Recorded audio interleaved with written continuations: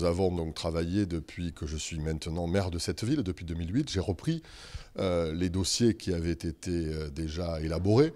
Il a fallu lancer de nouvelles études, puisque les études qui avaient été conduites par les municipalités précédentes étaient devenues obsolètes. Il a fallu réactualiser ces études, lancer de nouvelles études. Mais je n'ai pas souhaité, avec mon équipe municipale, nous n'avons pas souhaité que l'extension du port soit simplement la création d'anneaux supplémentaires, mais qu'à cette extension de port s'ajoute aussi un projet urbain, un projet de requalification urbaine, de réaménagement des quais, mais aussi un projet de logement qui puisse tenir compte de l'évolution de la ville, qui aujourd'hui ne peut plus accueillir des familles. Il y a beaucoup de logements à la Grande Motte, mais qui ne sont pas adaptés pour accueillir des familles, des jeunes.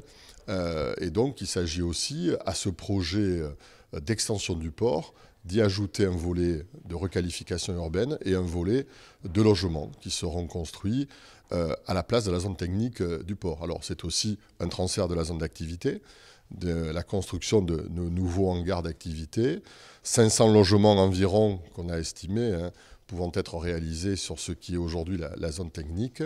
Donc vous le voyez, un véritable projet qu'on a qualifié de projet Ville-Port.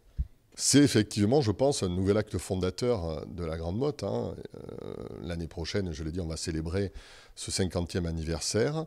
Eh bien, l'année prochaine, nous choisirons au printemps prochain, vraisemblablement au mois de mars, parmi les 4 équipes d'architectes qui ont été sélectionnées par le jury de concours, l'équipe qui va réaliser ce projet. Et pour cela, nous avons regardé l'expérience et les références de ces équipes. Et c'est pour ça que nous en avons retenu deux étrangères et 2 françaises, des grands cabinets qui ont une expérience déjà forte en matière internationale pour avoir réalisé ce type de projet, des projets qui sont souvent de plus grande ampleur encore que ceux qu'on leur demande pour la Grande Motte.